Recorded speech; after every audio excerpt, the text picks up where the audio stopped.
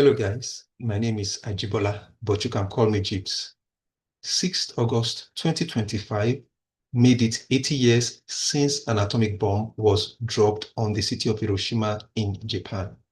While 3 days later, 9th August 2025, also made it 80 years since another atomic bomb was dropped on another city in Japan. That's the city of Nagasaki. However, did you know that another Japanese city was originally meant to be bombed, but then it was spared? So here's the story. The city of Kyoto was originally meant to be bombed. However, that's the city of Kyoto in Japan was originally meant to be bombed.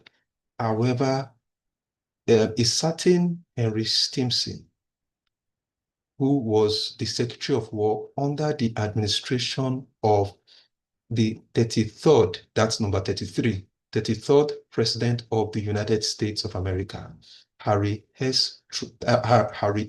Truman, uh, insisted that the city of Kyoto be spared. All right? That an atomic bomb should not be dropped on that city. So when I first heard this story, the reason that I heard that Stimson decided to spare the city of Kyoto was that the reason that Stimson was said to have, decided to spare the city of Kyoto was because he had spent his honeymoon there, that the city had had a lasting impression on him, and that he felt some sort of connection to that city, and because of that, he wanted it spared. Um, However, much later, when I was just reading some snippets here and there, not really doing some detailed reading, but just reading, some, snippets here and there about the story. I read that Henry Stimson actually visited the city um, years after he had gotten married, and that he did not spend his honeymoon there. Okay, and that was not the reason why I spared the city.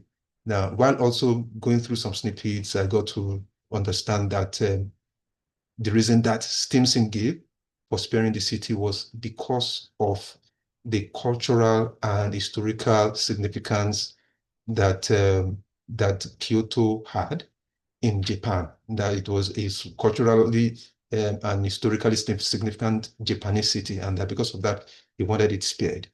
Okay, but whatever the reason for sparing the city was, it's hearing that story just makes you think, oh, okay, maybe we all need a Henry Stimson in our lives.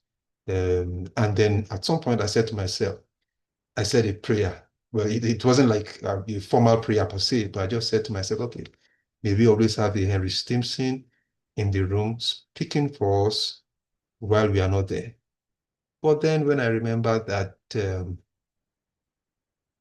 Kyoto was spared, but it was replaced with Nagasaki, and we all know what happened to Nagasaki. Then I asked myself, okay, would that still be a valid prayer? Um, maybe if Kyoto had been spared and it had not been replaced with another city, maybe it's still a valid prayer maybe it's a valid prayer regardless.